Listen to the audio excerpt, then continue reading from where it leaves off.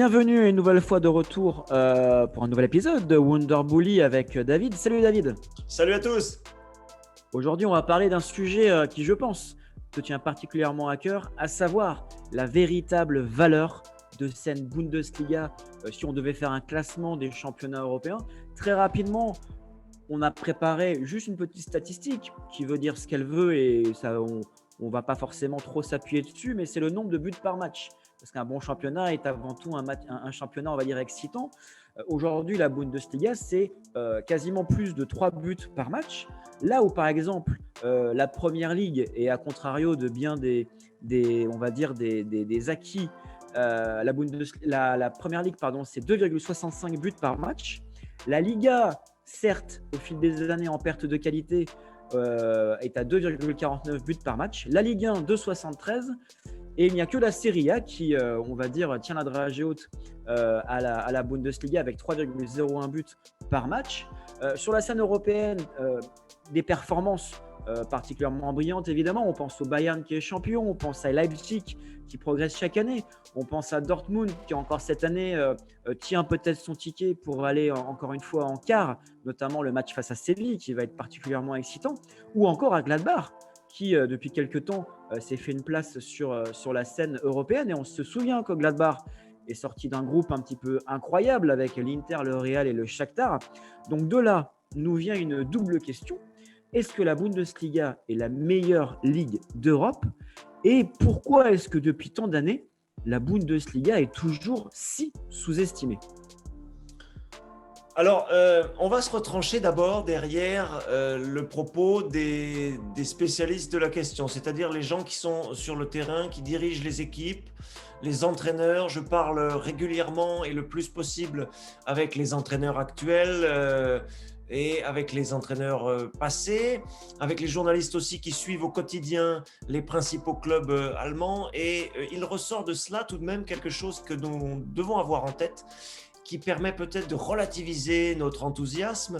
On nous explique, vu d'Allemagne, que les clubs allemands sont très forts gegen den Ball, comme on dit en Allemagne, c'est-à-dire face au ballon lorsqu'il s'agit de presser, pressing, gegenpressing, vous connaissez maintenant avec la Hype Klopp, vous connaissez notamment ces concepts.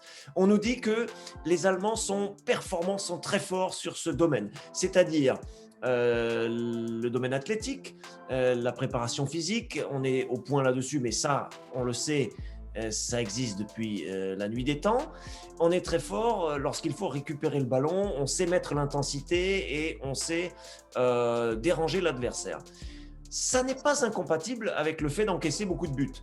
Parce qu'évidemment, si le jeu est très ouvert, si les défenses sont peu organisées, c'est pas parce qu'on est très fort contre le ballon et qu'on est très fort au pressing qu'on va pas encaisser des buts, 3, 4 ou 5 par match parfois. Ça, c'est pour relativiser, pour dire attention, il y a un aspect dans lequel le foot allemand, la première division, est très au point, c'est face au ballon, mais, nous dit-on, avec le ballon, c'est pas le meilleur championnat. Avec le ballon, ça joue un peu n'importe comment. On a tendance parfois à balancer. On a tendance parfois à ne pas avoir des tactiques extrêmement au point dans la création du jeu. Et on pense sans doute, on a dans la tête Guardiola qui avait quand même apporté énormément de choses au football allemand lorsqu'il est venu au Bayern. Et avec Guardiola, on n'a pas ce problème, bien sûr. Guardiola est un cerveau pour organiser le jeu, pour distribuer, pour chercher des solutions, dans la finesse, dans un travail très varié. Et aujourd'hui, Guardiola n'est plus en Bundesliga et on a la sensation d'un déficit, un certain déficit, on va dire, dans le jeu avec le ballon. Donc les deux mis bout à bout, ça fait un bon championnat, mais peut-être pas le meilleur. Peut-être qu'en Première Ligue, peut-être qu'en Espagne, peut-être aussi qu'en Italie, on est plus performant lorsqu'on a récupéré le ballon. Voilà, tout ça pour relativiser un peu, mais pour moi, évidemment, il y a quand même plein d'atouts. Il y a quand même plein d'atouts qui font que ce championnat est forcément très bien placé en Europe. Et l'un d'entre eux, auquel on ne pense pas toujours, c'est le côté très sain de la gestion. Alors, il y a toujours des exceptions. il y a toujours des exceptions. On pense à Schalke qui est en perdition financière actuellement. On pense à des clubs en D2 ou en D3 qui sont aussi en perdition financière. Mais globalement, on gère très bien le modèle. Et ça permet évidemment de voir un peu à long terme, à 2, 3, 4, 5, 10 saisons pour le recrutement, pour la stratégie sportive, la stratégie financière aussi. Tout cela est quand même très au point et c'est un argument fort quand même pour parler d'un championnat de pointe. La formation aussi. Alors, elle est remise en question aujourd'hui beaucoup en Allemagne parce qu'on veut suivre absolument les meilleures équipes nationales et on se pose toujours la question pourquoi nous ne sommes pas champions d'Europe ou champions du monde. Donc, on remet en question tout le système de formation. Néanmoins, je crois que pour ce qui est de la formation des entraîneurs, c'est excellentissime. Pour ce qui est de la formation des joueurs, ça reste bon aussi. Peut-être pas optimal à toutes les classes d'âge. On pourrait détailler sur le sujet si on avait davantage de temps. Mais globalement, entraîneur plus joueur, on a quand même une bonne formation. Et puis, on s'est bien positionné aussi, j'en terminerai par là, en dehors du Bayern, qui est quand même une entité un peu à part et qui a une surface financière supérieure aux autres. On s'est très bien positionné entre la richesse britannique, l'argent qui coule à flot et la possibilité d'acheter les meilleurs joueurs par les clubs anglais et des championnats plus modestes où on sait qu'on va former les joueurs et qu'ils vont partir ensuite ailleurs. En Allemagne, on est intermédiaire.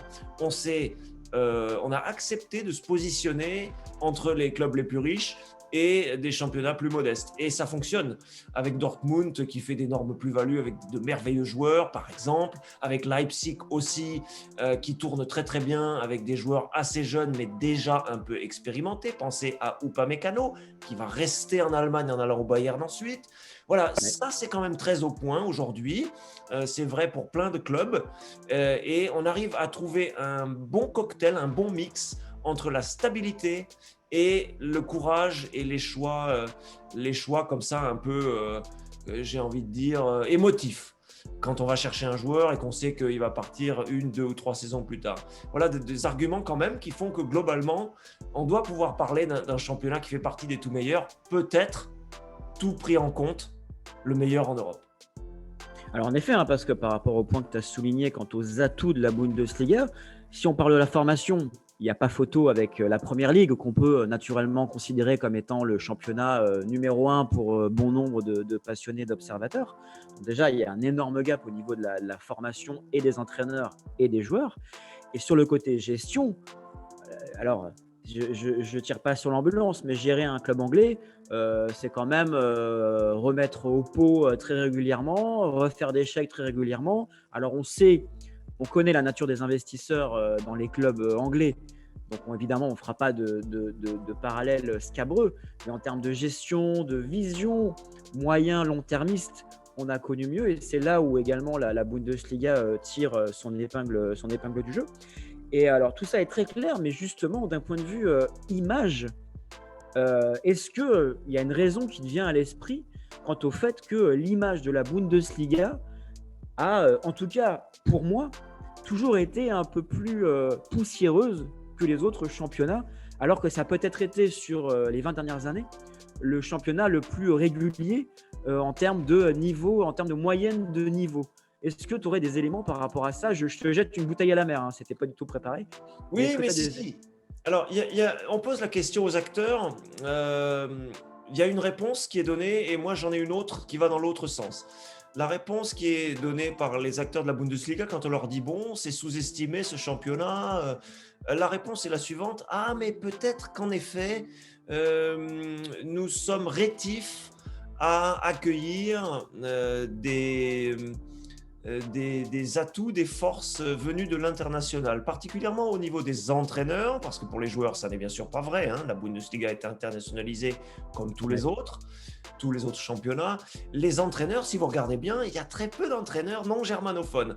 Il y a énormément d'Allemands, il y a des Autrichiens qui marchent très bien aussi, mais c'est le voisin, et des Suisses qui marchent aussi avec Lucien Favre, par exemple. Et quand vous additionnez ces trois nationalités germanophones, germanophone. Il n'y a plus grand monde à côté. Guardiola, c'était compliqué, de l'accepter, de le laisser avoir les coups des franches. Il a toujours été un petit peu, entre guillemets, surveillé. Et ce championnat accepte assez peu, et on le déplore, hein, de la part enfin, dans le discours en tout cas, on le déplore de la part des acteurs, des techniciens, peut-être des dirigeants aussi. Même Giovanni Trapattoni, il y a 25 ans, il était un peu moqué aussi parmi les reproches qui lui étaient faits. C'était cette italianitude un peu trop marquée. Hein, et c'est un exemple illustre. Les meilleurs entraîneurs en Allemagne sont des Allemands, bien entendu. Jupp Heynckes, Ottmar Hitzfeld, Udo Lattek, Otto Rehhagel, Félix Magath, et aujourd'hui Nagelsmann, entre autres. Et Hansi Flick, bien entendu. Et le sélectionneur allemand est allemand aussi. Il n'y a pas d'exception, quasiment pas. Et ça, c'est un petit défaut, peut-être, même si moi, je trouve que c'est une identité forte et que ça permet à la Bundesliga d'avoir sa propre identité germanique. Mais c'est un reproche qu'on fait en disant on n'est pas assez ouvert aux techniciens étrangers. Et alors, dans l'autre sens, pour aller un peu à rebrousse-poil, moi, je trouve que la Bundesliga, et c'est le Bayern évidemment qui a tiré le premier peut-être dans ce sens, cherche quand même aujourd'hui beaucoup à s'internationaliser. Les clubs, c'est vrai pour Wolfsburg, c'est vrai pour Dortmund, c'est vrai pour le Bayern et c'est vrai pour d'autres, vont passer des semaines de stage sur d'autres continents. On va voir aux États-Unis pour avoir de l'audience, on va voir en Asie pour avoir de l'audience. Les joueurs souffrent du décalage horaire lorsqu'il faut aller s'entraîner dans ces contrées, mais on sait que bien sûr, ça permet de développer des publics asiatiques, américains en particulier. Et puis, on s'ouvre aussi par la télévision un maximum à l'internationalisation. Des matchs à 13h30, même s'ils sont encore rares, et c'est surtout la D2, des matchs à 15h30, des matchs à 18h30, quelques matchs aussi le soir. On essaie d'ouvrir l'éventail pour s'internationaliser. Donc, il y a les deux aspects. Il y a l'aspect, on est toujours un peu recroquevillé sur nous-mêmes, sur notre germanitude. Et puis, il y a l'aspect, malgré tout, les dirigeants de la ligue professionnelle, notamment les présidents, ont bien compris qu'il fallait s'ouvrir au maximum pour développer du marketing, pour développer un marché et pour exister face aux mastodontes anglais.